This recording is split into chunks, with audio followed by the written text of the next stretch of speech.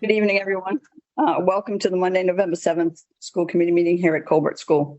We're going to go right into public comments. Is there anybody here that would like to make a public comment in the room? Nope.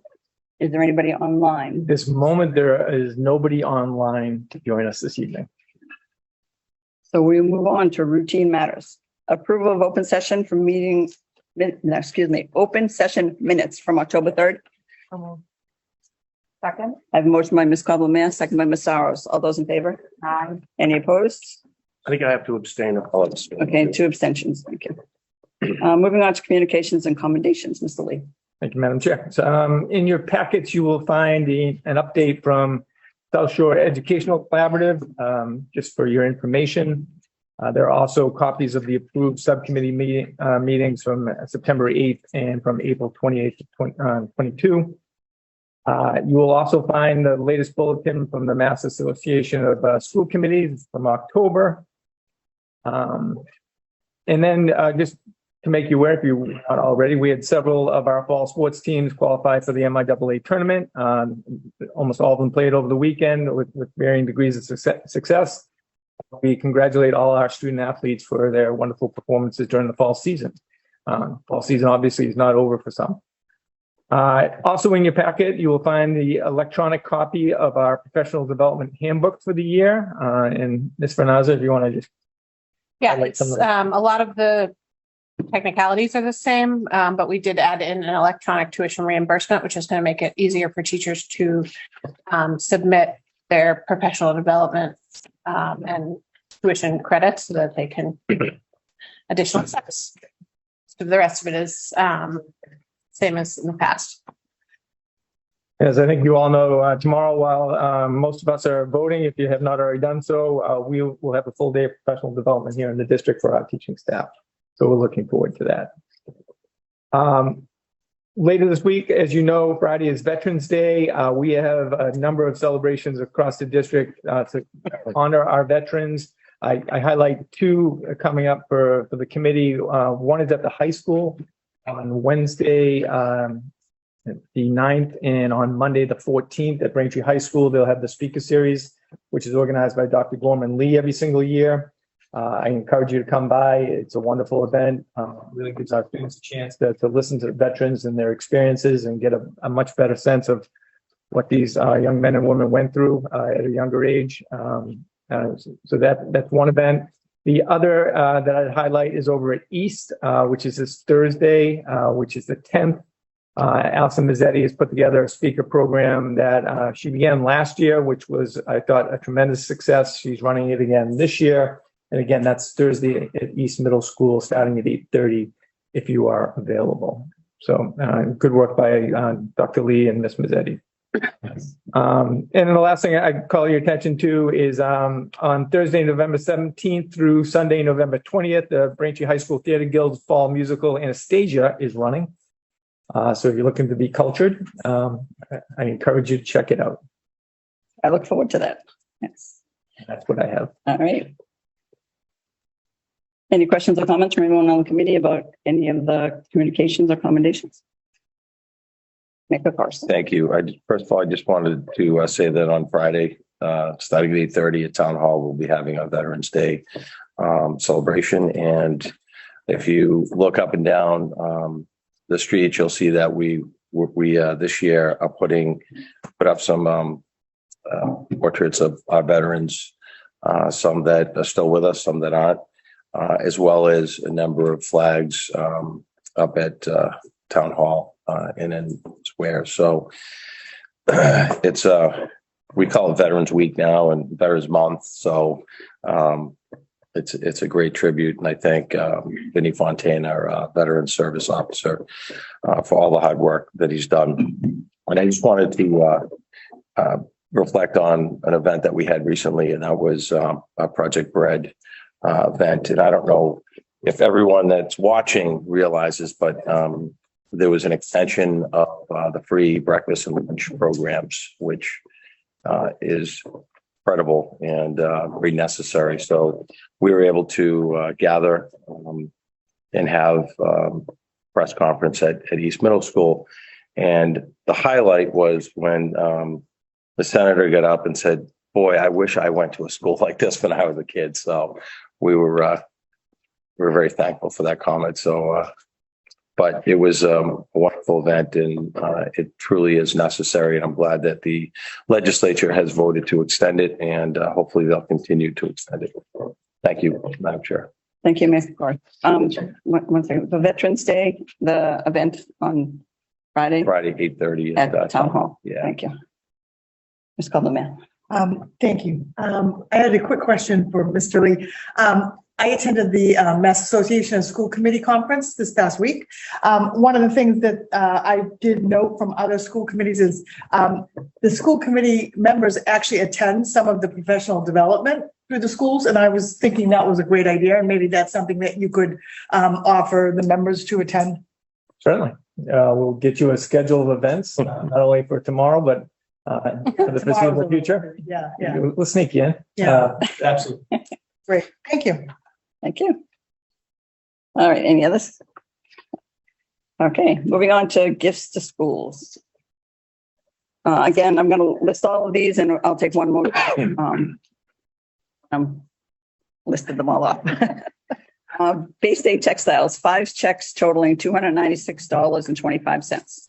South Middle School, gift to schools totaling $13,491.43. One deposit in the amount of $44.80. One deposit in the amount, from the grade 6 field trip. One deposit in the amount of $400 from Arbella Insurance. One deposit in the amount of $1,951.43 from Haywood Photography. One deposit in the amount of $2,025 from Nature's Classroom. One deposit in the amount of $1,715 from the Festival of Motion. 3 deposits totaling $2,920 from the grade 8 field trip. Monatica School Kindergarten Center, 1 deposit in the amount of $500 from the MSKC sign raffle. Hollis Elementary School, 1 deposit in the amount of $1,862.24 from Haywood Photography. And Braintree Public Schools Music Department, 1 check in the amount of $12,000 from the Randy C. Wolf Trust for the purpose of providing musical instruments and associated materials for the use of children in the public school system who are in financial need. May I have a motion? So moved, Madam Chair. I have a motion by Mr. Devon, Second. second by Ms. Copeland. All those in favor? Aye. Any opposed? That is unanimous. Thank you all. Okay, moving on, trips approvals. Thank you again, Madam Chair. In your packets, you will find information related to 3 requests for trips. Each one of them in its own way, the school system has done before, but Mr. Nellis is here to speak about one in particular, which we can get to in a second. But the first one is the Providence Bruins game for the Morrison Elementary grade 4 and Flaherty Elementary grade 4. The date of the trip is December 11th. This is where our students go down, they sing, they watch the game. It's a great event. We've participated in it different times. Tiffany Smith or McCauley is one of the organizers of that trip, and she's done it before. So I would seek your approval on that. And that's similar to what we've done for the other elementary schools. The parents are responsible for The parents driving delivering down, their children and supervising. family night, the Okay. Bruins game, Thank you.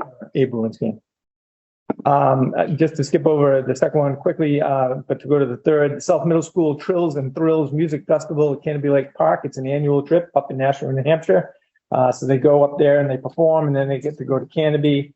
Again, it's a wonderful event that we've done almost annually with the exclusion of COVID, but we'd obviously like to return to that tradition as well. And then the third one is the Braintree High School students in the broadcast journalism class. This is an event, Mr. Nellis, can I just ask you to come up here, please? This is an event that Mr. Nellis has helped organize before. It allows our students to go and get information about what other broadcast classes around the country are doing. I believe, and correct me if I'm wrong, Mr. Nellis, there was some award given to your group in Nashville a couple of years ago. Is that the same trip? Yes, it is the same convention. The organization is called the Student Television Network. This is a national organization. It was started in the late 90s.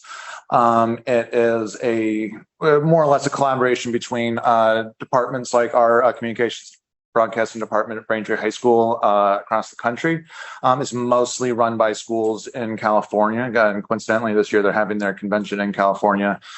We attended this previously in, it was the spring of 2018. And that was when it was in Nashville. I think Jim was still, I think you were the headmaster of. I don't know what I was doing. Might have been Andy. I'd forgotten at this point, I guess. Yes, we went then. Those students did bring home a first place trophy in one of the contests there, which was obviously really exciting for them. We have this organization also runs virtual contests. In the fall of 2019, we earned best broadcast excellence for the Northeast region, amongst other schools in the Northeast region, several other in the area, and New York and Connecticut. And then during the February of 2021, they were running this convention completely virtually that year. And we did participate in a contest at that time that we received an honorable mention for. So that's, we placed in it, which was pretty good. Last year, because the convention was being held both virtually and in person, we did not participate in it last year. It was going to be virtually like during our February break, when lots of schools around the country don't have February break, and it was hard to get much kids to say, we're going to come to Braintree High School over February break and do schoolwork.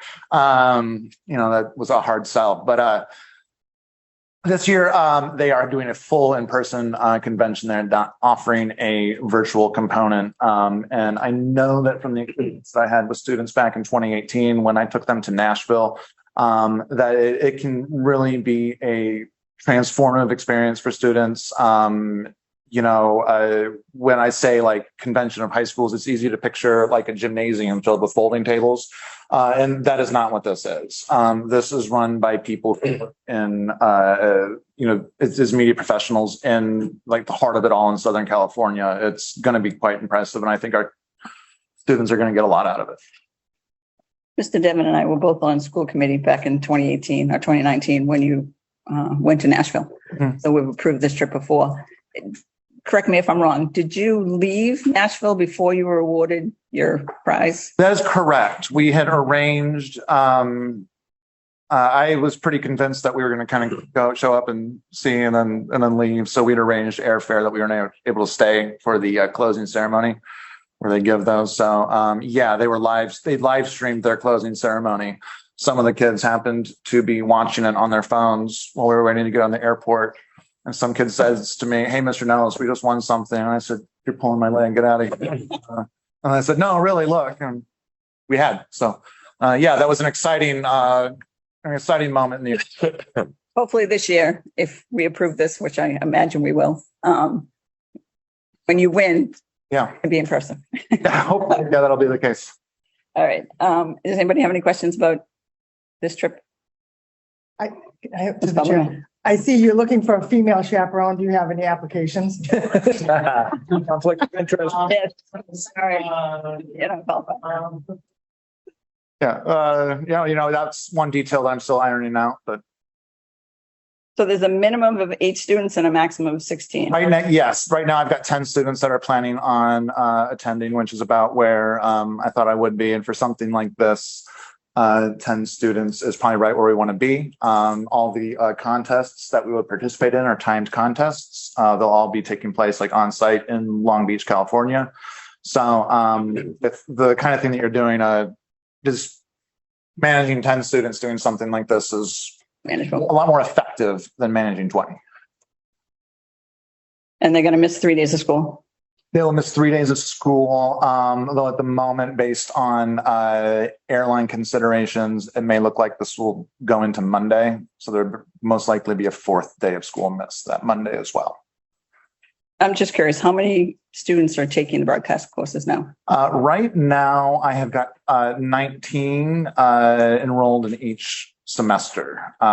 So since we did this in 2018, there's been a lot of growth as far as that goes.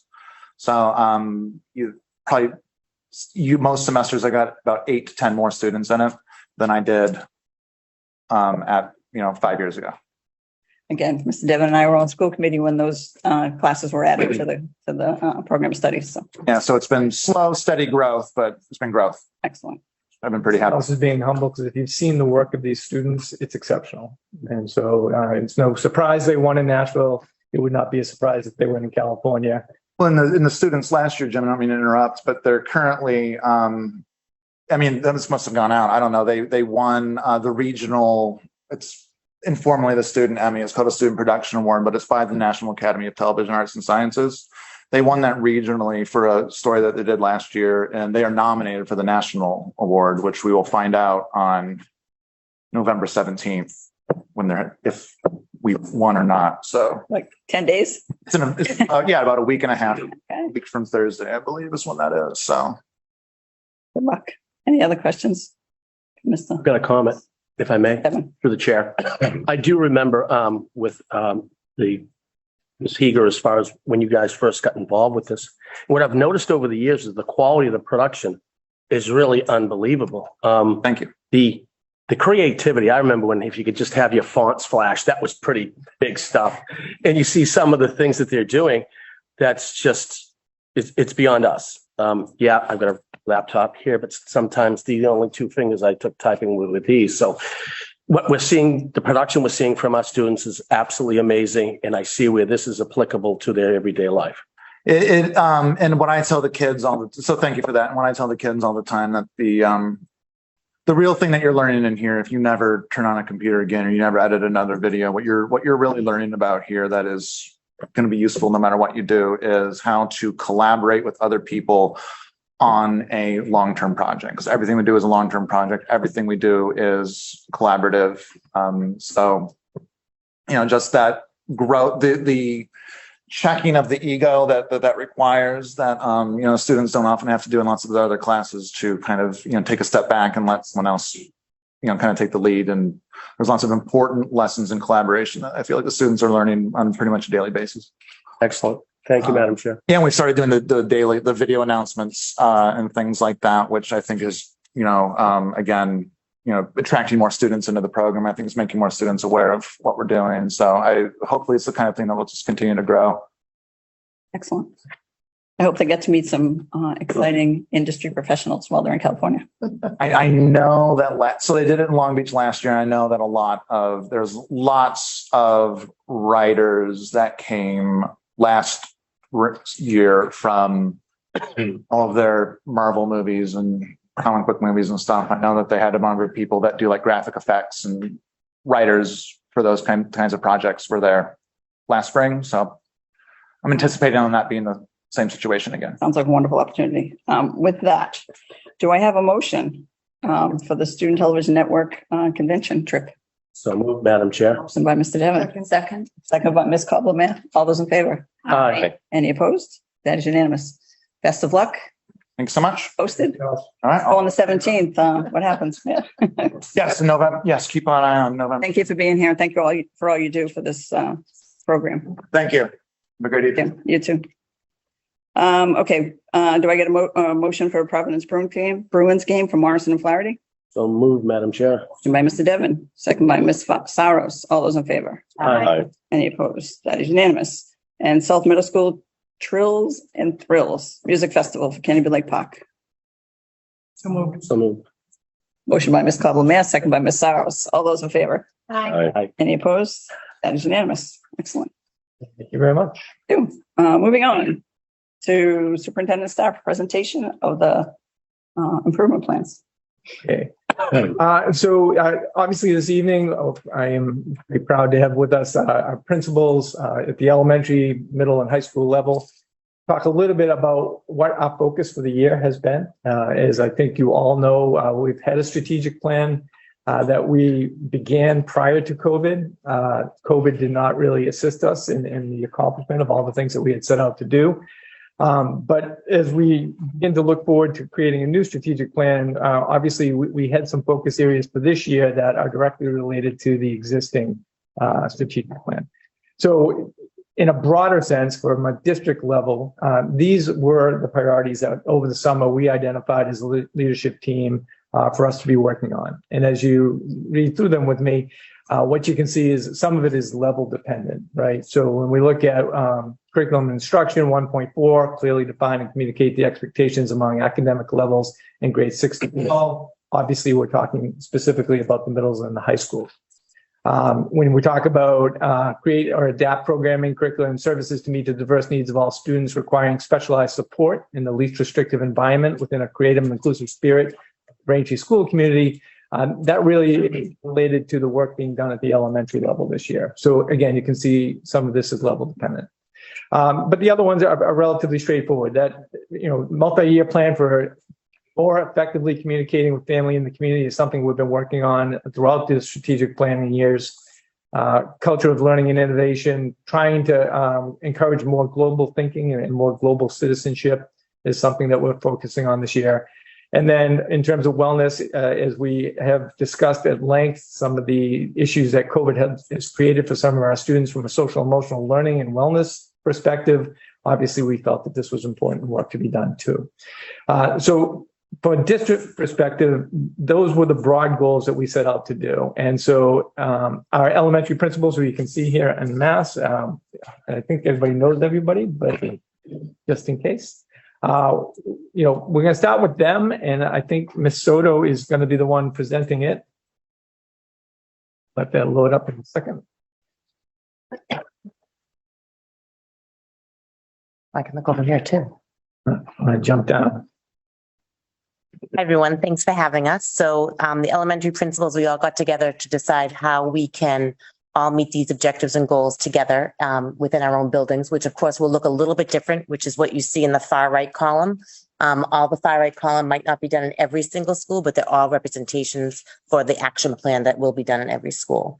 As far as creating or adapting program curricula, in elementary, the focus has been on workshop model and introducing the workshop model, not only in math and writing, which we've done the past few years, but now we're implementing reading. And as of the next school year, the goal would be to have all elementary K to 4 implementing reading workshop in the schools, in all the elementary schools. So the developing of that includes a lot of professional development, not only with TLA, which is our consulting company that they've been bringing in, but also amongst the grade levels with their reading specialist, as well as sometimes opportunities to work cross grade levels within the schools to see how it's going and observing of each other and all of that. So learning from one another.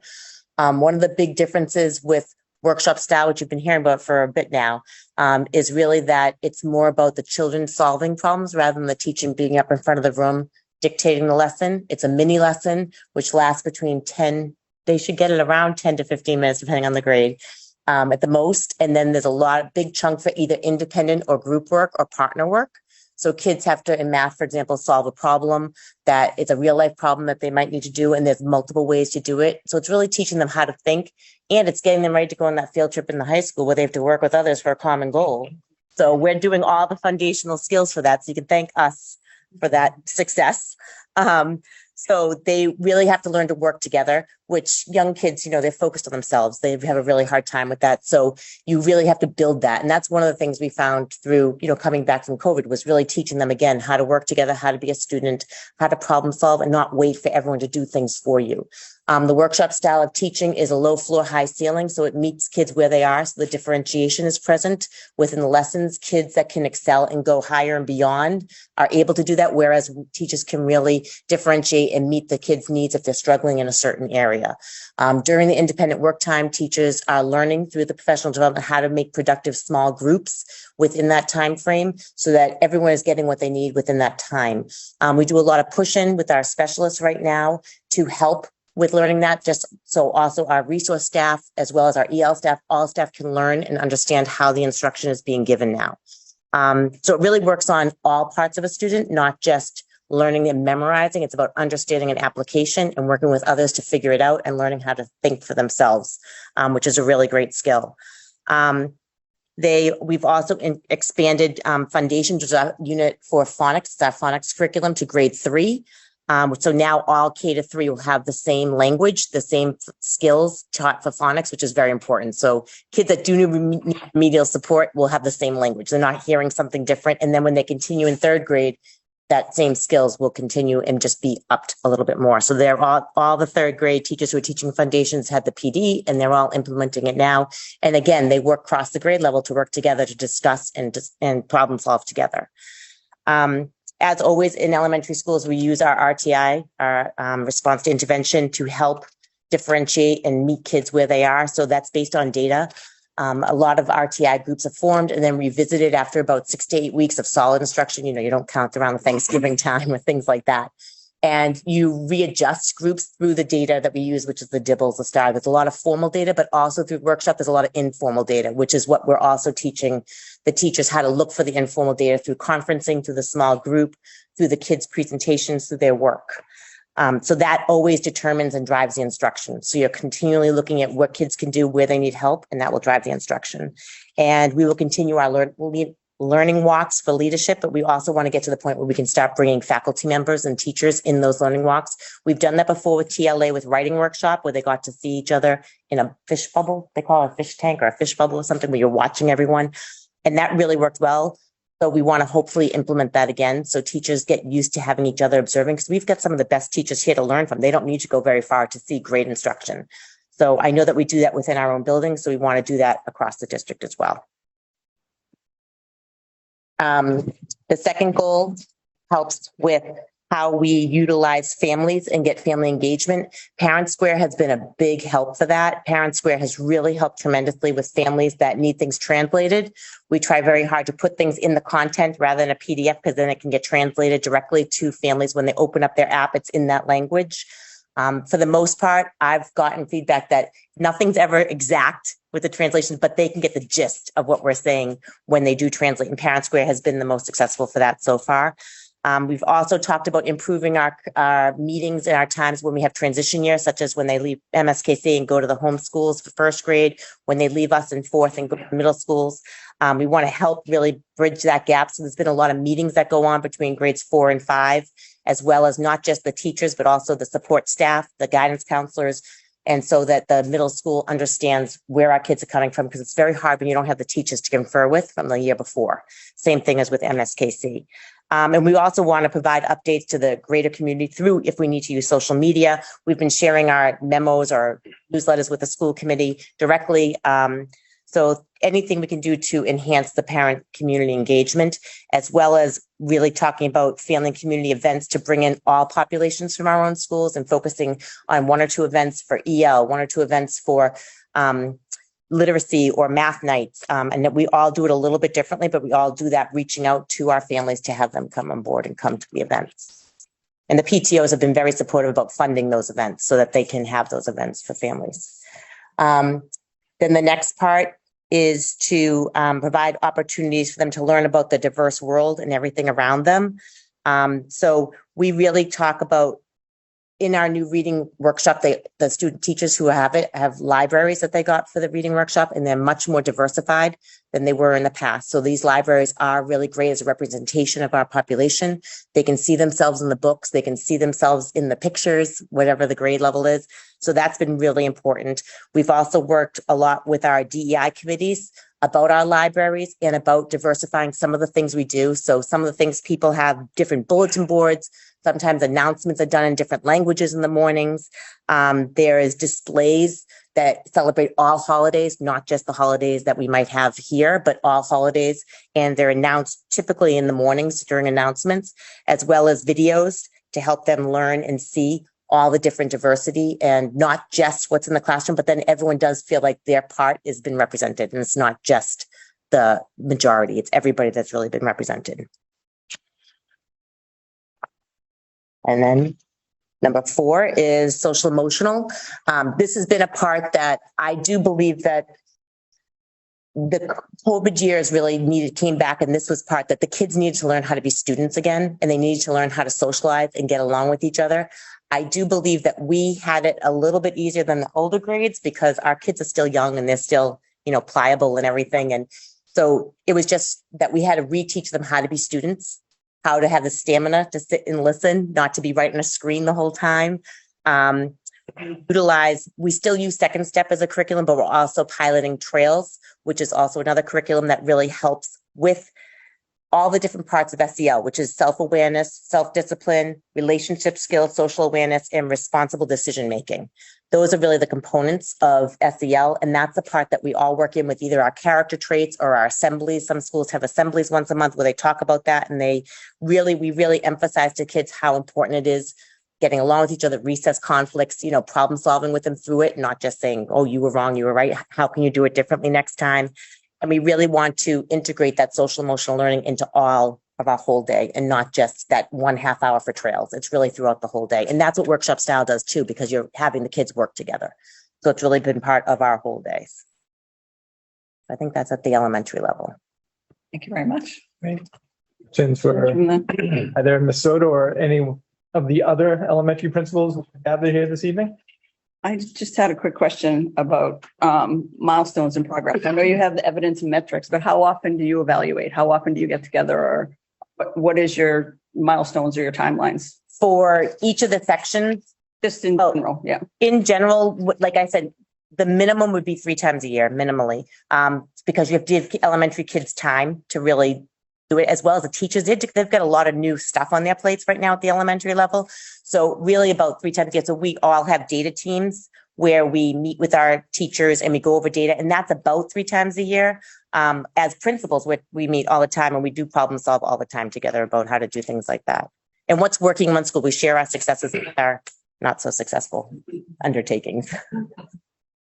Any other questions from committee? Thank you, Ms. Soto. All right, thank you. And next up, we have Mr. Rainey, representing the middle schools. Good evening. So a lot of the work tends to overlap from level to level, so I'll try not to be overly redundant, but pays me if I do. Because we also look at sort of the next level of expectations too as we move up. So John Sheen and I were working together for the school improvement plan. Of course, we're focused specifically on areas that we want to see improvement in, or want to see continued progress in. There's always a lot that we're doing at middle school, and some of that is maintaining traditions or, favorite focus areas. But then there's also a lot that we always want to be pushing it a little bit further in. So for the first objective, we're looking at clearly defining and communicating the expectations among academic levels in grades 5 through 12. A lot of that has been driven initially by the work in the middle school transition team as we prepared to expand middle school education to include the 5th grade. And we wanted to make sure that we were basically approaching it with a realistic expectation of what the students would arrive to us with as a skill set. In terms of, a lot of the elementary schools were working independently and then feeding to the different middle schools. And then we wanted to make sure that as we moved them through 4 years of middle school, instead of just the 3-year rush through, that we had good vertical planning and alignment to make sure that the kids were arriving at the high school with the skill set that the teachers up there would need them to have, especially as we then look ahead just 4 short years to when folks are making decisions about college, career, and general life choices. So we've been working a lot within the buildings and across town to really unify that vision of what does a middle schooler look like at each grade level, and then moving forward into the next grade level. So it's really built some strong relationships among the grade 6 teachers, the grade 7 teachers, and then grade 5 and grade 8, of course. But then grade 5, when next year South, it will be open with our own grade 5 teams.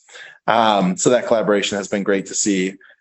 I really feel like in a lot of ways, that's what got our teaching staff through the COVID years, is having more voices at the table and being able to find your allies as you tried new things and tried different ways to engage the middle schoolers who sometimes are a little less engaged than, you might hope for when you're planning the perfect lesson.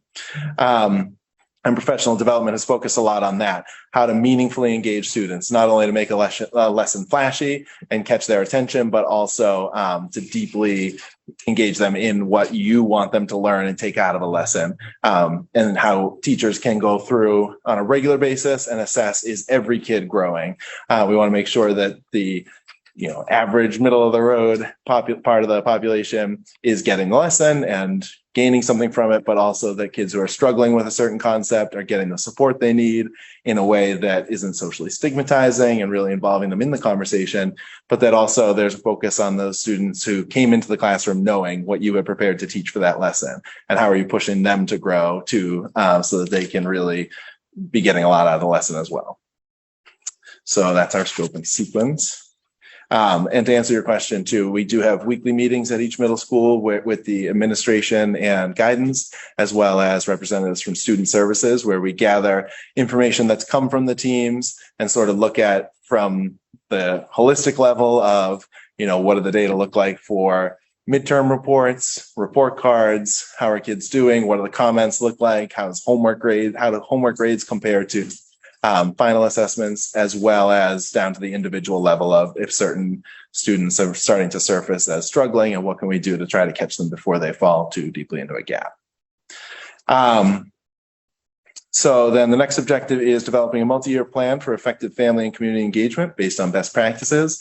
And this is something that Stacy talked a lot about too with Parent Square. It's been huge to really open those doors.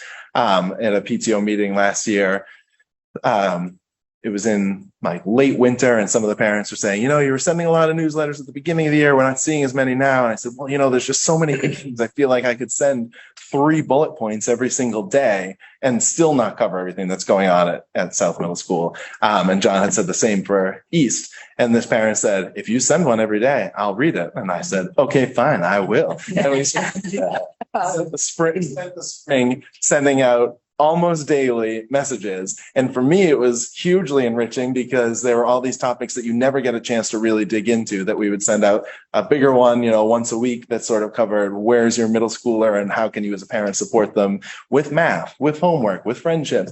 As well as nitty gritty, don't forget that the PTO bake sale is tomorrow and all that. So I'm not doing daily messages. I think that was a little much for people who weren't in this PTO challenge. But we are both focused on trying to get messages out that also include photos and things like that, that show all the creative talents and where the energies of our amazing student body are directing themselves. And Parent Square has just been an invaluable tool for that, as well as some of the more traditional back to school nights, PTO events, all that good stuff. And then actually just to hit on the last bullet point too, the DEI committees that have been formed at both schools are really trying to take a focus and make sure that we're not trying to push one monolithic culture at anyone, regardless of what that might mean, but rather that we're allowing different entry points for people to come from their own personal heritage, family heritage, or also interest areas, acknowledging diversity and all the different categories in which people are different from one another, to help celebrate the ways that we can all appreciate one another as well. So then for our BPS objective 3.5, providing opportunities for students that help them learn about our diverse world and encourage global, national, and local citizenship, ties into what I was just talking about, as well as in the classroom, really focusing on 21st century skills and helping students develop their own voice at the middle school level. I think that's really important. For students to realize that the teachers aren't always going to have the answer. It isn't like a math worksheet where there's an answer key, but it's really about working together in collaboration, connecting to what we were talking about earlier, and learning how to learn from everybody in the classroom, not just the teacher, not just the resources that are provided, but also the folks that you're grouped with. And I do think, we've all had that experience of sitting in the classroom and being like, oh, I don't want to be in a group with so-and-so.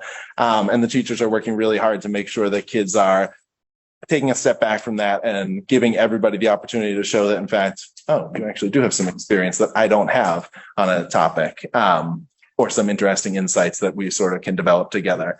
And so we're seeing a lot of that in terms of, again, not to talk about COVID too much, but coming out of COVID, the desks in our schools used to be about 50-50 rows and groups, and they would move around at different times. When you walk down the hallway at both middle schools, you'll really see it's groups, different row setups where kids are right side by side with each other, because the teachers are finding that that's what kids are hungry for. That's what they want to be fostering, is partnership with one another and communication with one another. And so for my final objective, continuing to develop and enhance the integration of district-wide social emotional learning and wellness programming that provides students with the appropriate skills needed to make effective decisions, and all that. You can read it. But the point is that it ties right into what we were just talking about for social emotional learning. At the middle school level, we have always had to focus on executive function. There's so much more independence with middle school students as they move from the elementary model and start to prepare for the high school model in their early secondary school years, that we had to refocus on that. There was a lot that was sort of missed, or that was spoon-fed in a way, not by the teachers, but by the technology tools that we were using. That then as we move back to the classroom, there's an active debate right now about how do you record your homework so that when you get home, you'll know what's expected. And when you come into school the next day, you'll know whether or not you've done it, right? Because when you're in the workplace, you're going to want to know what your bosses need from you. And so how do we build that skill set when it's not just the teacher emailing you reminders, because that's the way they need to make sure that the message is getting out to every virtual class. It's kids in the seats and figuring out, well, for me, it works. If I can put it onto my Google Calendar, it automatically downloads to my phone. That's what I check when I'm at home. So that's how I'll know, versus a kid who doesn't tend to be on screens once they get home because they've spent so much time on screens in school. So they're going to go for something that's more paper-based at recording their homework assignments. So just to dig into one detail, but that's the sort of transition back that we're really finding that the individualized approach is exactly what kids need to prepare for executive function, as well as some of those collaborative skills and being the reliable partner in your group work that you need to be prepared for. And so we're also using the Trails curriculum, tying that in with different curriculum that we've developed through the years, especially with guidance counselors pushing into classrooms and trying to form those bonds with the middle schoolers so that they can see there's this other person that I can go to. If I go to my math teacher, I'm going to ask questions about math, but there's also this other person, my guidance counselor, who I can go to for more general conversations that need to be had. And of course, it's middle school, so a lot of that ties into social skills and how to read people's reactions and how to sort of adjust. If you've made a joke and it didn't land right, how do I adjust that? Because I didn't want to hurt that person's feelings. We want to sit at the lunch table. And these are skills that weren't necessarily developed over the last few years in the same way that we would expect. So we're really focusing on giving them very concrete instruction around, what do you think this person's feeling? Okay, you didn't mean it, but that doesn't matter. How do you fix it? And that's pretty much where we are. Mr. Rainey, any questions from the committee? One thing jumped out to me, service projects. Is that something that you're looking to incorporate? Yeah, so we're finding, as I was saying about the kids' sort of creative energies, they're super invested in community. When we can tie something into community, there's a group that will immediately step up. And so there's different ways that kids define their community. Sometimes it's just Braintree. Sometimes it's there's a huge group that's really wants to support the Braintree police and what's going on with K9 Kit. And so that's a motivator for kids. And then there are kids who are in the GSA. And so when something is going out for that, they want to be part of that. There's a lot, every time we talk about raising things for Braintree Food Pantry or Marge Crispin Center, there's a group that really rally to that. So a lot of it is added into the curriculum, or I guess outside the curriculum. And then teachers are looking at harnessing some of that energy for, not to say like word problems are everything, but when we're doing projects, kids will start to say, well, can I take it in this direction, and start to build a budget because, I want to imagine if I were raising funds for such and such, and the teachers are like, all right, go there, whatever context helps hook them. Excellent. Any questions? No questions. Thank you, Mr. Rainey. Thank you, Mr. Rainey. And then after they've left the elementary school and made their way through the middle school, they land at the high school. Thank you. They sure do. And it's been mentioned already, but they succeed at the high school on the strength of all the education that they get leading up to it. So we are the beneficiaries of the hard work that we've heard about so far tonight. As everybody knows, the high school is a very diverse place. We're a large building. There's lots of, there's a broad curriculum. There's lots of extracurricular activities. I'm going to highlight a few items from each of the different categories. And if anybody has questions at the end, I'll be happy to take them. So from the first category, which is talking about defining and communicating expectations among academic levels, I'm going to highlight the first item because it really I've put it here in the plan. It really could go in the last section as well on wellness and thinking about social and emotional growth. That's just about reestablishing clear, consistent expectations for student behavior, which sounds a little law and order, and that's not the intent of it. But I think what we found as an administrative group is that coming off of last year, what we realized we didn't do was we didn't reacclimate students quite as fully as we could have back to being full-time in person for everybody and what that entails. So what we tried to do this year through class meetings, through various different meetings with assistant principals, was just to talk again about, hey, what does this mean to be part of a community? What does this mean to be part of a community that we're all here every single day?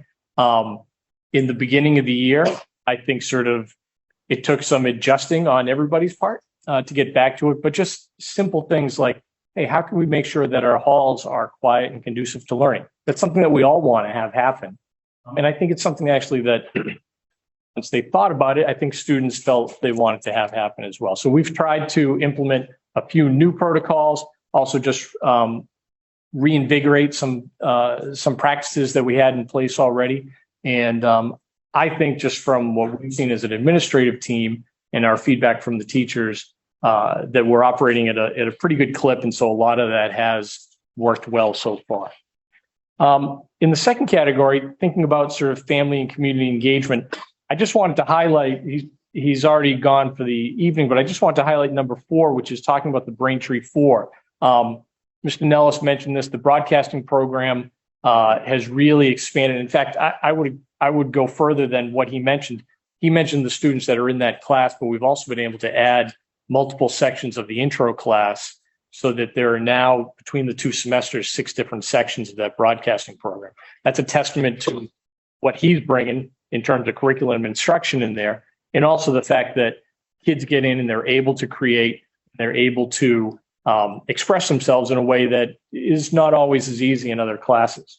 The Braintree 4, I think at this point everybody has seen it, but I think the best thing I can say for it is that between the Braintree 4 podcast, the various different sort of projects that the group makes, I find myself frequently watching or listening and being like, oh, wow, that's kind of neat. And that's going on in the high school and I'm there every day. So it's really a resource because they are producing content that is not only a school exercise, it's really a service to the building and to everybody in it. Those are shown in homeroom, but they're also sent home to the community, and they also live on the broadcasting program's YouTube channel. So they're really open for anybody to sort of, to click on and find out what's going on at the high school.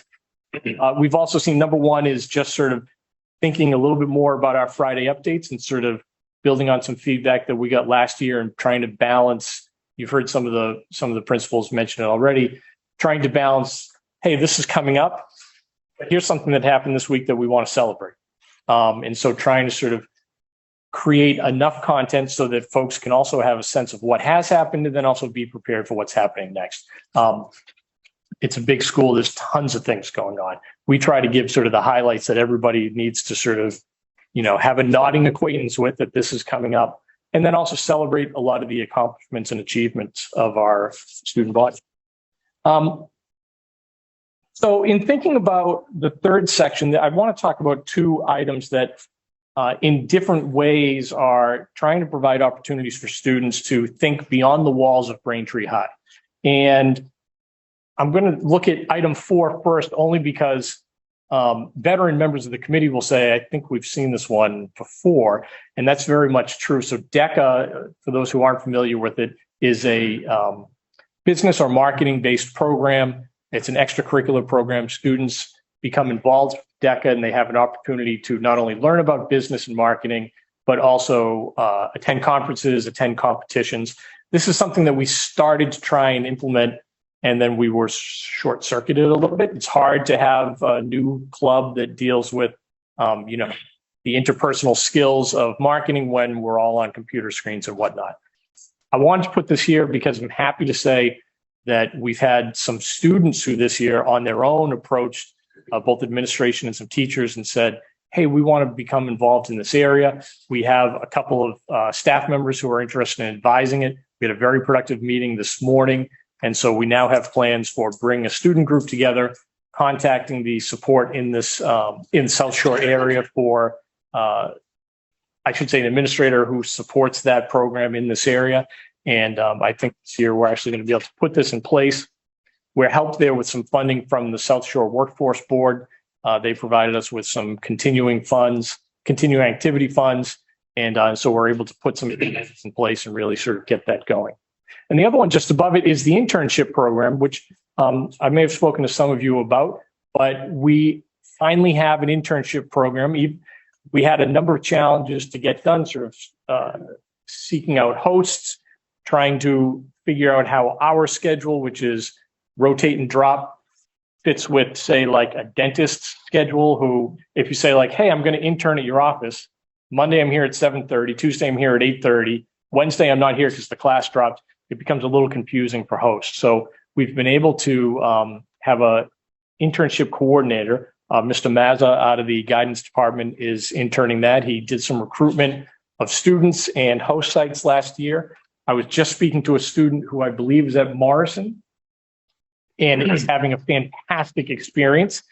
Showed Mr. Mazza and I photos from an activity that they did with the faculty at the school. And so really has been embraced as part of the staff of the building. So we have students at different sites. The majority this year, sort of, we have a number in the district and sort of some traveling out. So that's a start this year. I think we're putting some good practices in place. We've worked with some other districts that have more robust internship programs to try and put together the materials and the documents so that we can grow it in years to come. And then finally, the last item that I wanted to bring to your attention under the general area of wellness is the third item under this action plan, which is to reestablish the peer mediation program at BHS. So we've had peer mediation at BHS again between sort of the interruptions in our in-person learning and some retirements and some changeover. The program is due for a reset, and we've been working at that. We've been looking at getting some training for our students here, particularly at the beginning. You really want to have some training that everybody takes all at once so that they can be prepared. And one of the reasons that I highlight this is that last year as an administrative team, we read a book and we thought about and we had some discussions about sort of what we really want to do with quote unquote student discipline, I guess. And it's really more about sort of, it's another field of learning. And it's a way that when a student has trouble in math class, we don't say, you've done bad, you can't take math anymore. And so when a student sort of is having trouble adapting to the school environment or sort of, whichever rules we may have, we should treat it as a learning experience. And I think peer mediation is a way for us to do that because it takes a number of situations in the school, which could be handled differently and sort of in a cut and dried way and say, you know what, there's a way to make this better. There's a way to have folks talk to each other. There's a way to move this situation forward that doesn't have to involve being written up and the sort of the standard practices that we think about for high school. So that's just getting started. That's a goal for the year. We hope to have students in place. We hope to have some training, and we hope to be able to start to increase the number of situations that our peer mediators can handle by the end of the year so that in September, we're up and running. So those are a few highlights, but I'd be happy to answer any questions on those or the other items. Any questions from the committee? Through the chair. Thank you. Thank you all for speaking. I kind of keep going back to like seeing students being part of a community. I know you have your elementary schools, you're very part of a community, and your middle school and high school. It probably has to go back to policy. Have we ever thought about making sure every student does some portion of community service, whether it is with a church or you're part of school committee or whether we're going back to be a peer tutor? I think it would be critical to help them become better citizens, to work with people that need help. To have a community service requirement for requirement graduation. school. Yeah. Well, I think that's a discussion. I don't know if it's come up here It has, recently. well, in the last 10 years, it's come up a lot. And some of the challenges that a school the size of Braintree High School encounters that some other schools would not is just volume, right? If you think of all the voluntary experiences you can go out in the community, Scully's got 1,700 kids that need something to do, right? And my experience with those programs in other schools has been you need somebody to help certain kids find the spot, right? What could they go do? And in other schools I've been in, there was a community service coordinator, and that was their sole job, was to link up students with opportunities to volunteer or provide some community service. And we have talked about it as a district for a number of years. And the biggest impediment is what I'm describing to you. Thank you. And I will say, just to add on to that, we are fortunate at the high school, and sometimes what I'll say to parents is that when you're at the elementary school level, everybody is involved in the school. When you get to the high school level, students' interests become really diverse. And so parent interests are to follow those activities. Along those same lines, we're fortunate to have multiple organizations at the school that are engaged in community service. So Student Council is obviously very active in this area. National Honor Society is very active in this area.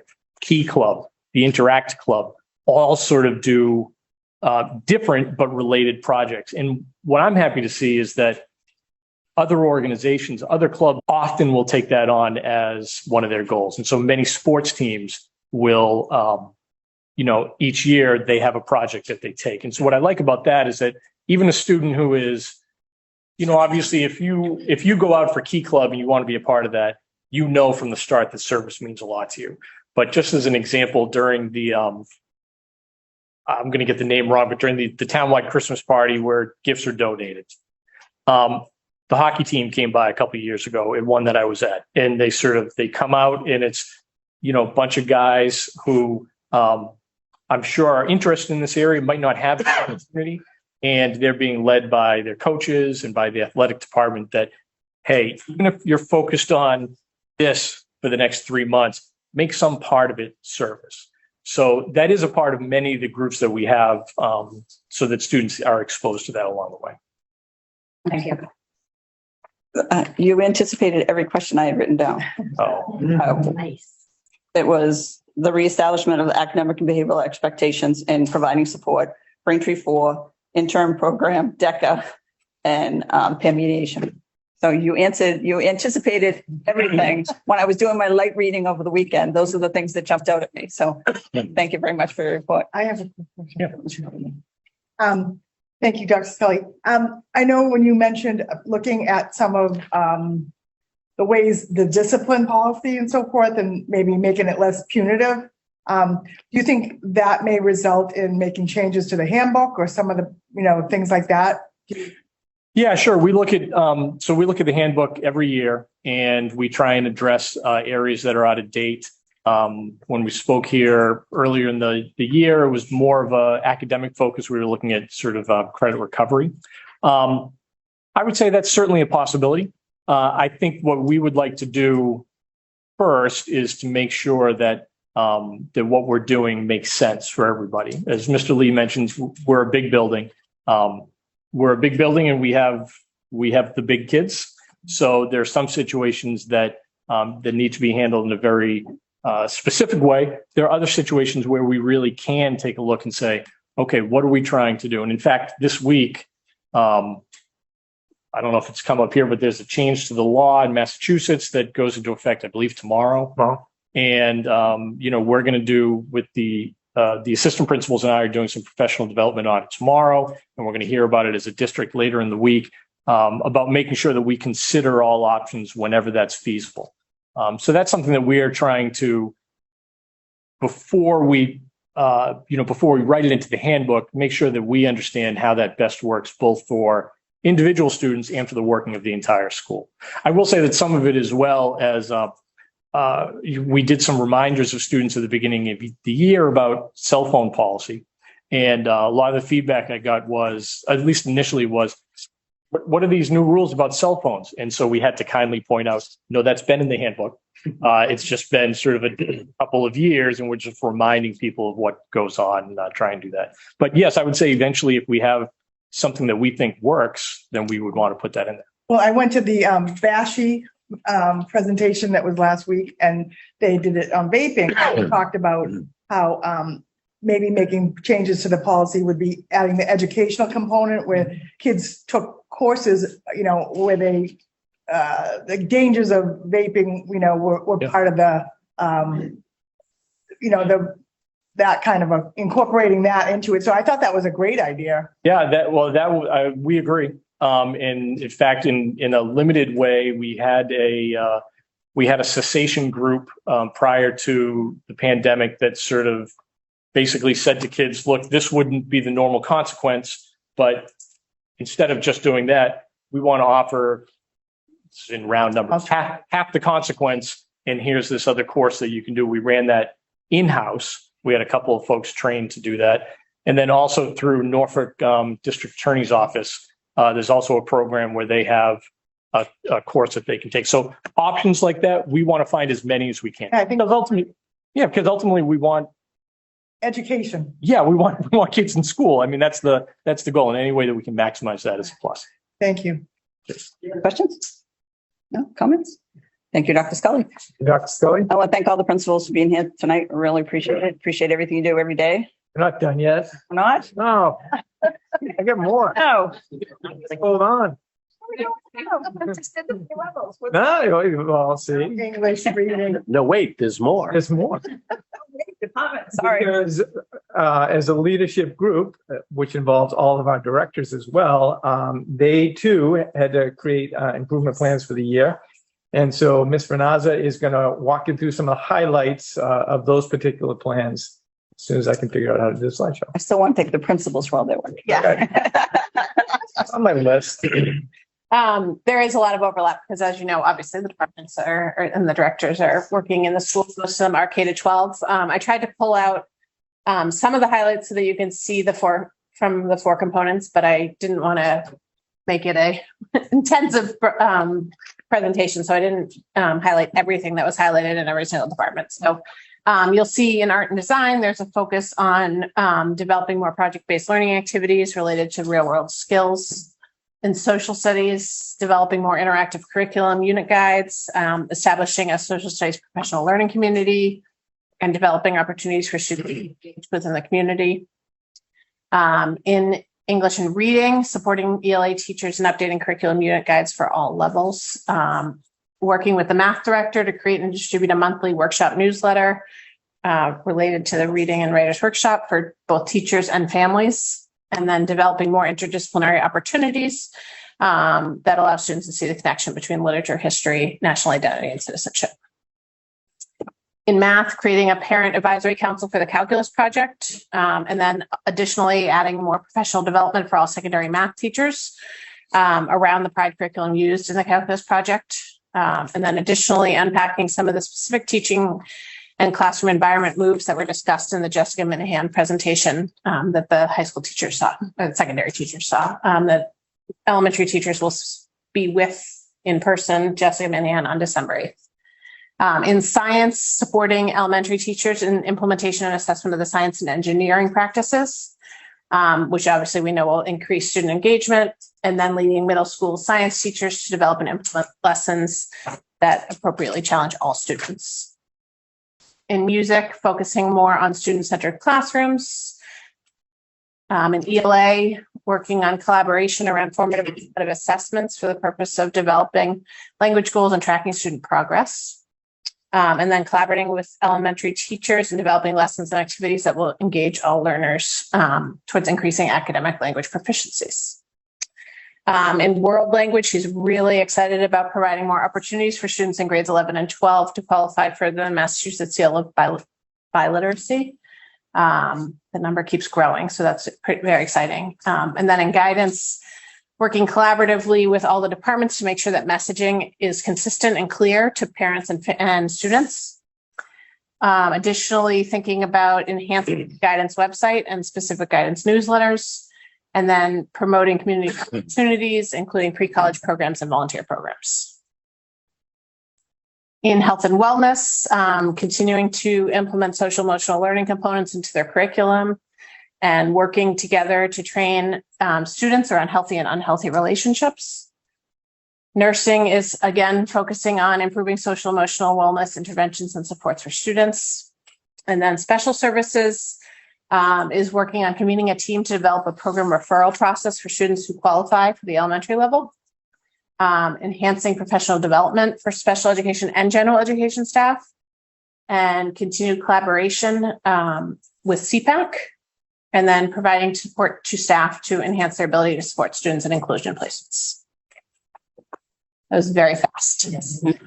A lot of material tonight. Trying to get the principals out of here. They have Right. like a 12-hour day. They have real work to do. Are there any questions on this? No? Department improvement plans? No? Nothing? No questions? Okay, thank you for your. Yeah. Okay, again, I would like to thank all the principals for being here this evening. One of the things I would say, coming into the year, a lot of the conversations that we had was about a return to normalcy.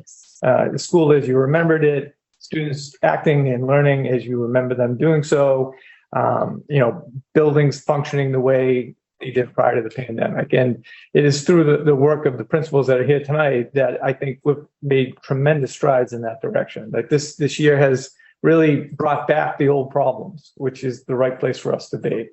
And so, beyond just showing up tonight, I thank them for the work they've done all year and showing up every single day, even when they might not want to, because their impact is obvious when you walk the buildings and you see the students and you see the classrooms looking much more as they did, albeit 2018. I agree with what he just said. Yes. Second that, I talked to a lot of teachers and they all said that it was the best year we've had starting in a while. They're feeling good about it. Obviously, fingers crossed. And you guys? Any other comments? Through the chair. So, Reiterating what they're saying, it was great to walk in the schools this year, no mask. I can go see my child's teacher. So I appreciate and looking forward to all the concerts and everything else the schools have to offer this year. So thank you all for what you're doing. and thank you all for the Parent Square messages. We do appreciate receiving them. We do. It's great to see everything that's happening, in and day out and week in and week out. One a day, Mr. Yeah, Rainey. yeah.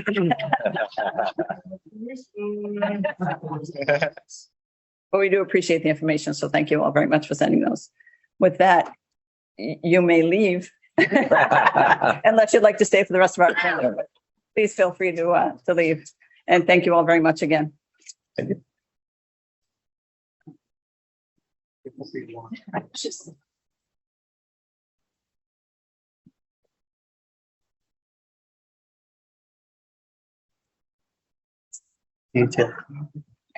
Take one more. Okay. All right. So we are now moving on to the consideration of surplus materials for the nursing department. So thank you, Madam Chair. In your packet, you will find a list of materials that at this point are superfluous to us.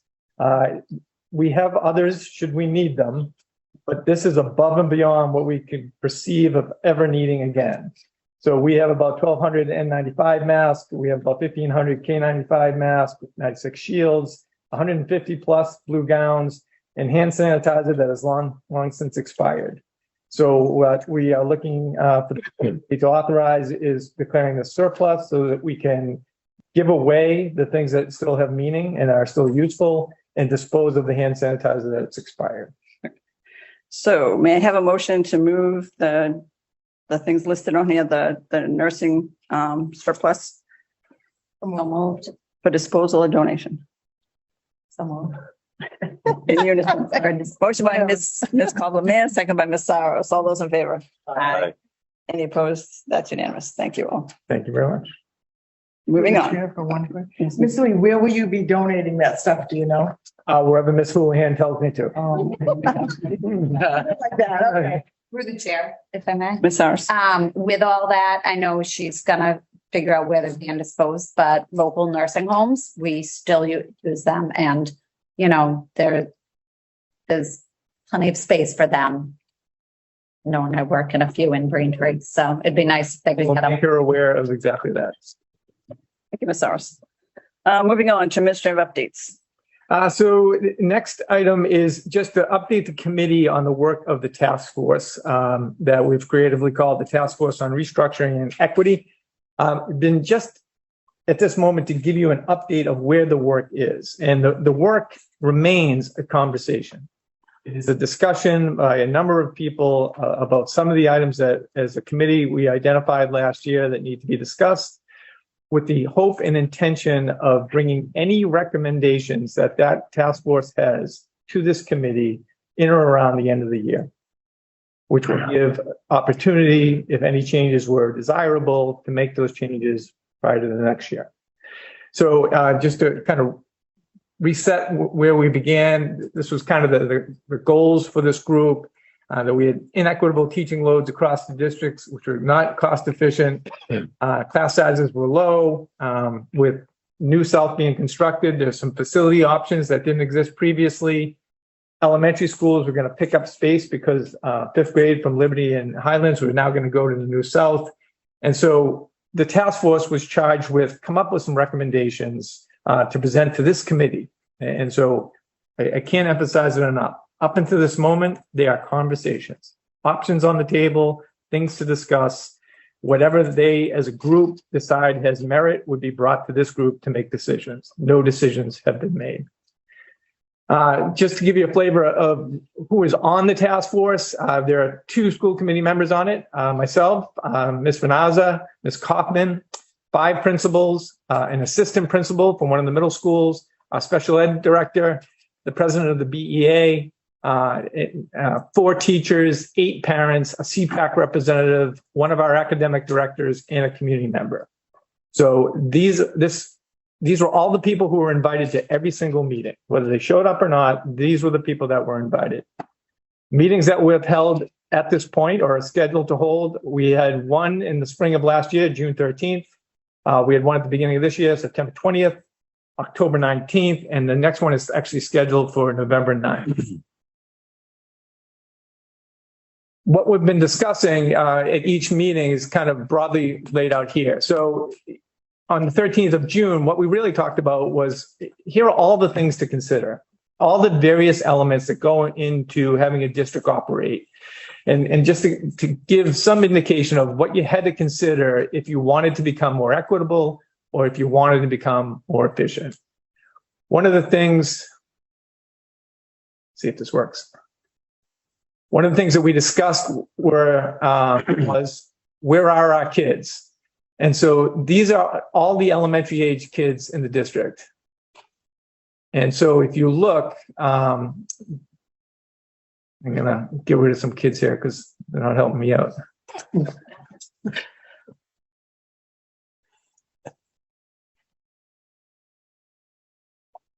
If you look at the map, oh, not that closely. If you look at the map, sorry, this is not as intuitive as I want. The dark purple is Morrison. You can see the cursor, those purple students are going to Morrison. The yellow students at the top are Ross students. The green is Flaherty. The red is Hollis. The purple is Liberty. And the light blue is Highlands. So these are where the students are and where they go. You see some outliers, and you certainly will. If you look at this student over here, I would assume they are in a developmental program at Morrison. So they are not typically going to the school they normally would go to based on their address. They're going to where their program is. So there are some outliers. And the reason it's important to take a look at it is as you logically take a look at why are all these kids up here going to Morrison when Ross is right here? Or why are all these Liberty kids going to school at Liberty when this group in between them are going to Highlands? And as you consider what the options are, these are things that you want to consider. You don't want to necessarily just make a decision blindly, but you want to take into consideration, that looks a little strange to me. And it can look strange because the last time the district formally did any redistricting was back in 2003. And a lot changes over time. neighborhoods get hot, families grow up and move out, young kids move into certain places and others. So with the group, obviously we looked at this map because this is telling in terms of where are the students and what could it possibly mean. So we went through that back in June. At the beginning of this year, we took a look at enrollments and we talked about, here comes, what do our class sizes look like? And so this is from September of this year. And by grade level, you can see our average class size. So in first grade, across the elementary schools, our average class size, not every single class, the average class size is 17.1 students.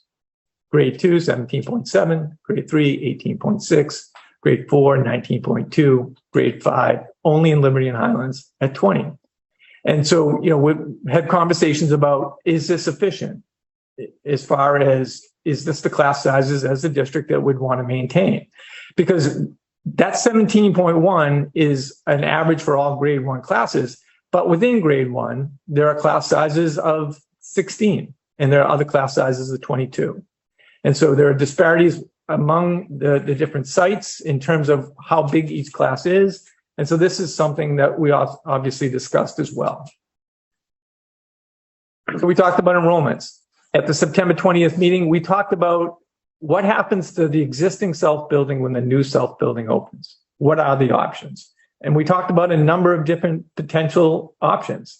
We could, I think one thing I think you all know is it needs to be maintained for an educational purpose.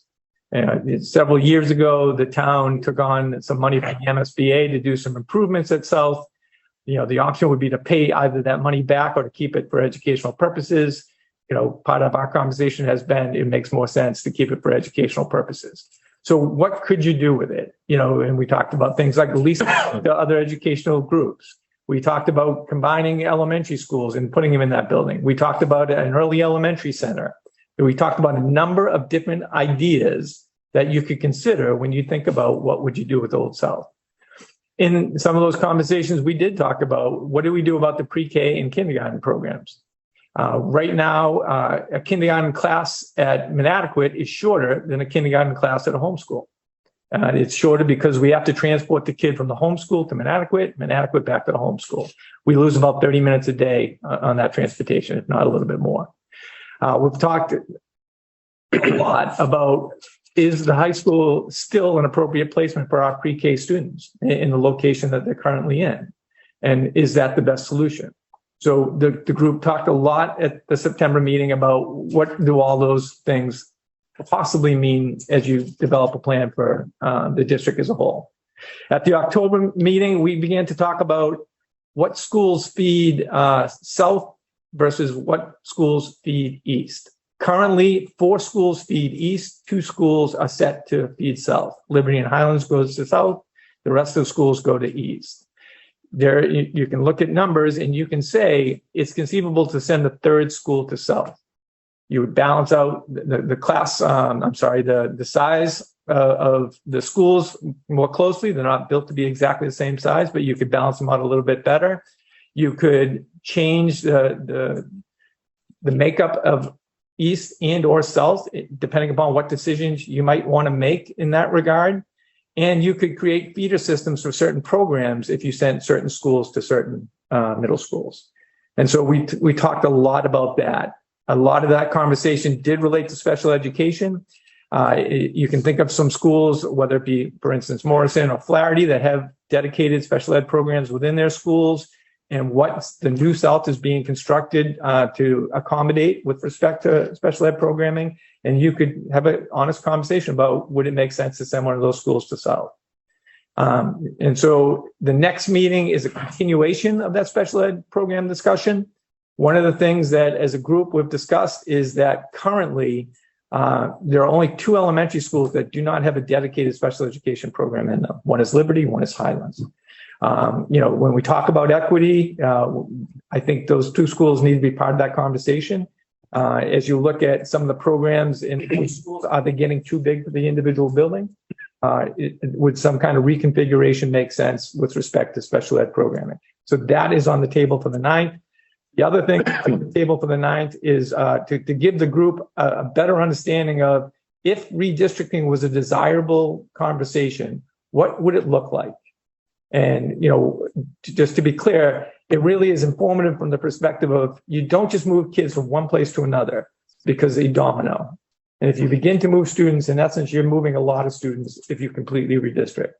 And so I think the group needs some better information about what that possibly looks like so they can come up with the best ideas for what they might want to present this group at the end of the year.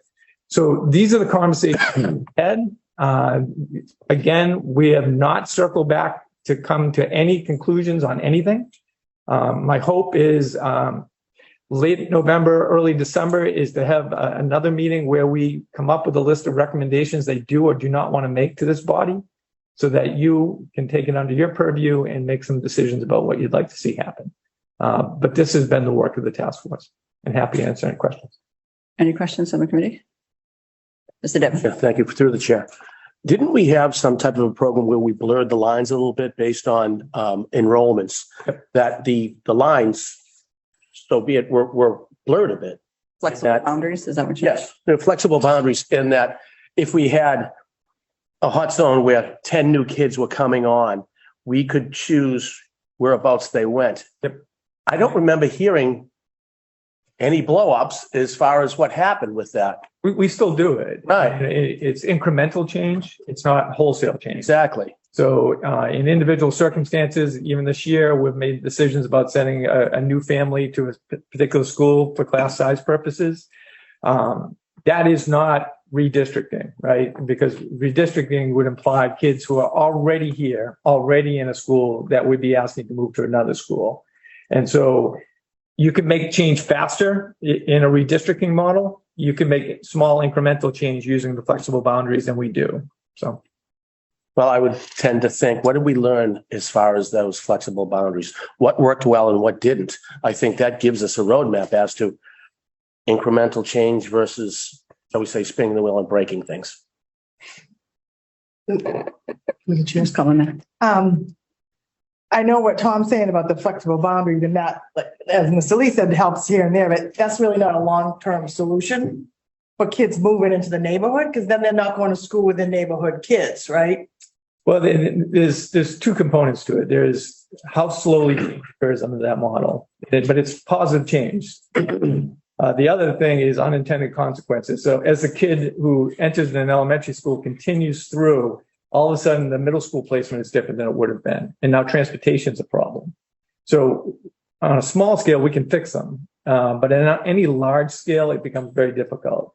So, and I just emphasize as much as I can. I'm not here suggesting we should redistrict. It is my job to show the task force first what it looks like so they can come, if they feel like it, to you and say, this is what we think we should entertain.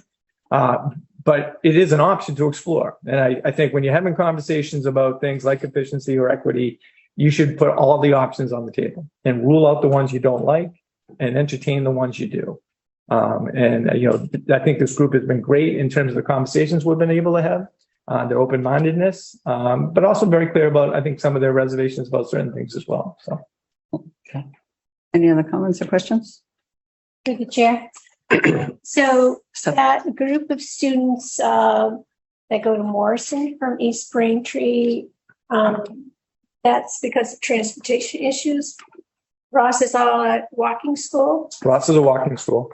So that group of students have a major street to cross if they go to Ross. So you'd be busing them to Ross rather than to Morrison. If we got to that place, you would have to bus them, yes. And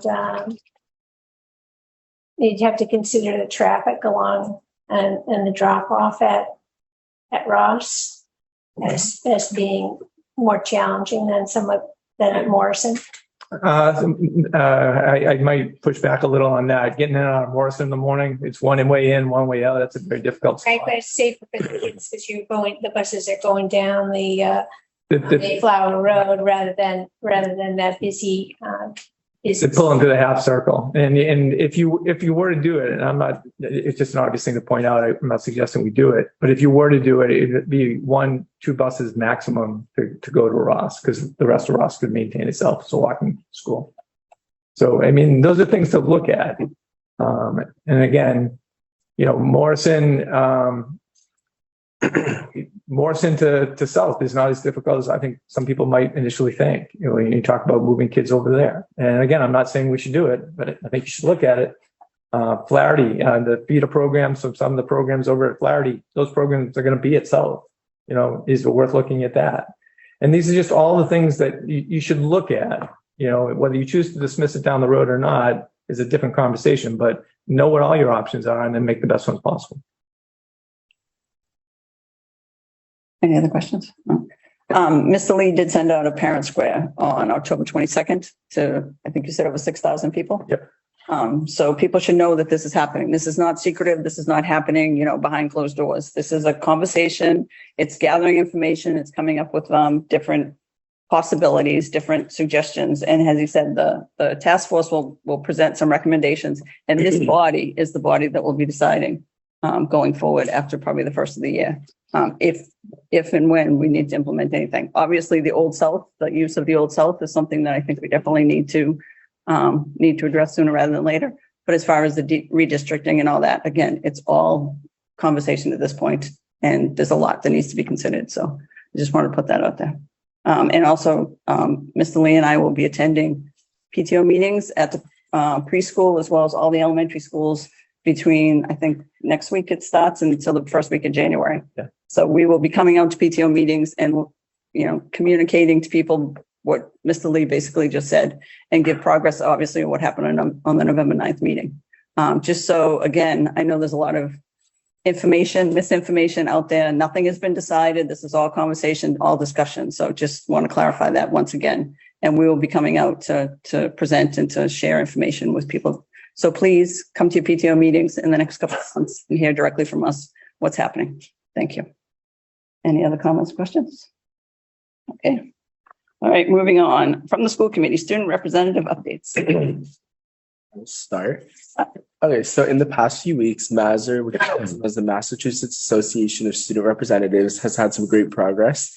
I helped found this association in its early stages over the last year and had our first ever delegate assembly in Marlborough on October 15th, where over 50 student representatives were able to meet and discuss various topics related to the role of student representative. At this first delegate assembly, we were able to pass 5 resolutions through 4 different workshops, including topics such as outreach, diversity, equity, inclusion, and we elected our first ever executive board, which I fortunately was elected as vice chairperson of. This past Saturday, in November 5th, MASR had the opportunity for a section at the Mass Conference in Hyannis, presenting 4 students to students. Afterwards, we had a learning lunch where student representatives and school committee members from across the state discussed together how their school committee function, selection process of their student representatives, and how to better portray the varying views of student bodies across our state's many school districts. I hope to continue updating you all on the future aspirations of our organization as we work to connect even more student representatives with one another across Massachusetts. Excellent. Very good. Congratulations, Fern. Thank you very much. I wanted to bring up actually relates to something discussed earlier about community involvement with the high school. Recently, numerous clubs at the high school, including the Environmental Club, National Art Honor Society, and I think recently the Asian Student Association has been doing work with the Braintree Community Partnership. Lynn Frano has been wonderful with involving students in the 84 movement, which is a movement against alcohol and substance abuse, as well as mental health advocacy, which is something that a lot of students have been rallying around in the schools. And so I'm in a couple of these clubs, and I've seen a lot of my peers become really excited to be involved in the local community. And we should have some more members coming to the monthly meetings of the partnership, which is something exciting. And seeing a lot of peer involvement in the schools with such a great peer cause is something that Excellent. makes optimistic. How are the fencing and sign language clubs going? They're going pretty well. In the sign language club, we did a Halloween activity, sort of a get to know you Halloween, I have a bat and who has zombie. So it was strange to walk in a silent room with people just without any context. It looks pretty strange, but I think a lot of people are really loving it and feeling included. Thank you. Obviously, in the past couple weeks, we've also experienced a couple school events, homecoming, both the game and the dance. If Dr. Scully was here, he could also attest to the success of both of those events. Spirit Week, very well attended by the whole student body. Pictures? Oh, I wish I had. Student body Instagram. It's Braintree. Braintree student. I run it because student body. Oh, of course you do. It's Braintree Stubo, Stubo. Okay. So we had posts on there from the events. Included in that were separate Spirit Days, not run by the student body, but by two other organizations. There was a Wear Purple Day for sexual assault awareness by one of our clubs at BHS, and there was a Wear Pink for breast cancer awareness. Both of those were well attended. Yeah, so the Purple Thursday was organized by SADS, or Students Against Destructive Decisions, just raising awareness for the safety of our students. And the Black Student Union organized the Wear Pink, which was joined by many other organizations at the high school, just spreading the regular breast cancer awareness and for the month of October. And then just as a future update coming up, the student body, with the help of many other organizations within our high school, are working on both the Turkey Drive and the Adopt a Family fundraisers, which are both focused on helping families in need within the Braintree community. The Turkey Drive is more focused on supplying families with resources to afford groceries for their Thanksgiving dinner. So for that, we have clubs and organizations, which I believe admin is also helping. Thank you for that. They can get money so we can purchase Shaw's gift cards, and we distribute them to families that apply for the help, just so they can put some extra decorations and food on their table. And then Adopt a Family works in a similar way. We have donations come in from many organizations, but that is to stores chosen by the parents that apply, and they can come pick up the gift cards and go purchase presents on their own with the resources, just so they have the opportunity themselves to purchase the presents, pack them, and feel more involved in that process for their families. So we have those coming up next years to kind of help Braintree overall. Any questions for our student reps? Any compliments for our student reps? Good job. Absolutely. Yeah. Awesome job. Yeah, it's very impressive. So thank you very much for your reports. They're very important to us. So thank you. And if you're any representation of the student body at Braintree High School, we're in good hands. Thank you. All right, moving on to Policy and Education Subcommittee update. So the Policy and Education Subcommittee was on October 13th. And we reviewed the Mass Association of School Committees policy on public gifts to schools. We did this because I had a parent contact us with questions about public gifts to schools and what the rules were. And as we vote on them at every meeting, we just felt that it would be good that we had that policy included in our in the Braintree policy. So it's just comes right out of state law, and it's straight out of the Mass Association of School Committees. So has everybody had a chance to read that? It just is in accordance with state law. All grants and gifts to the district shall be reviewed and accepted by the school committee before expenditures or use. In the case of gifts from industry, business, or special interest groups, no extensive advertising or promotion may be involved in any donation to the schools. Gifts will automatically become the property of the school district.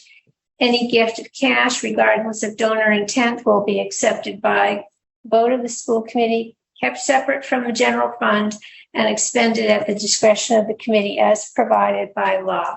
The committee directs the superintendent to assure that an appropriate expression of thanks is given to all donors. And as I said, this is just straight from the Mass Association of School Committees.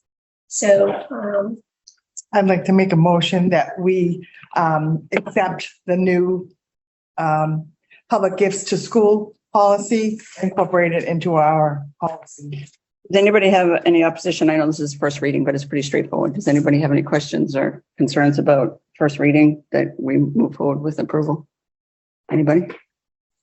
No, no one has any questions. So I have a motion by Ms. Cobblemare. Second.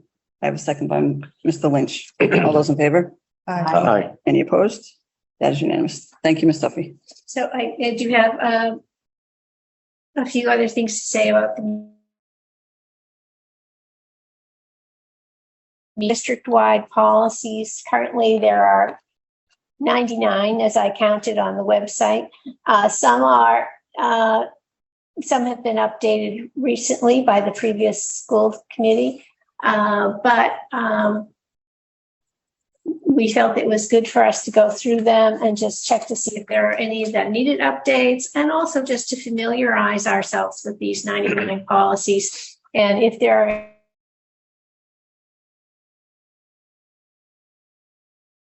are, we can remove them. So we went through the first 20 of those, and we're going to go through the next 20 at the next meeting. We also continued our discussion on communication. And I'd like to reiterate the thanks to the principals who have been really great about sharing their newsletters with us. It gives us a nice picture and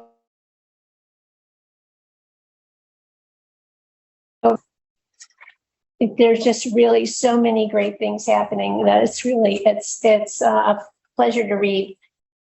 And we also asked if we could have a shared calendar for school committees so we would know when there are other subcommittee meetings or BASHI events or CPAC meetings. That has been created for us by Ms. Day. Thank you very much, because that's I printed out November. That's been very helpful. So our next meeting day is on November 16th at 5 p.m. at Colbert. Thank you very much. Thank you. Finance and Operations Subcommittee update. I'll do that. So we met on October 13th. There are a number of things on our agenda. The Hollis funds discussion. We discussed a growing issue regarding the outspending of available funds for AP exams. I'm not sure if people are aware. The Hollis Fund was created back in 1958, and we have been using funds out of that account to pay for AP exams for all students. So no student has to pay for their AP exams. So we are investigating the amount of money that's in there and figuring out whether or not any action needs to be taken. In 2022, we spent $61,000 out of that fund on AP exams. I think AP exams are running about $100. Approximately $100. Approximately. So we're looking into that. We talked about bus fees. There's a revolving account managed by the town that we're exploring the opportunity to take on the collection and the maintenance of those funds directly. Both the Hollis Fund discussion and the bus fees discussion will be extended to our next meeting. We're waiting to get some information back from the town. The task force with Mr. Lee has already given an overview of, and our next meeting will also be on, the 16th? The 16th at 6 p.m., right after policy. And we also went into executive session after that meeting to discuss negotiations and collective bargaining agreement. So that was our meeting. And again, we meet again on the 16th. Any questions on the Finance and Operations Subcommittee meeting? Nope. Okay, that brings us to the end of our agenda. At this point, we are going to go into executive session. We will not be returning to open meetings. So consideration to enter an executive session pursuant to MGL Chapter 30, Section 21A3, to discuss strategy for the negotiation of a collective bargaining agreement. As I, the chair, declare that an open meeting may have a detrimental effect on the negotiations and or legal position of the Braintree School Committee. With this, I need a roll call vote. Mr. Devon? Aye. Aye. Ms. Saros? Aye. Matt Kokoris? Aye. Ms. Cobblemare? Aye. Mr. Lynch? Aye. And the chair votes aye. We are now in executive session. Thank you.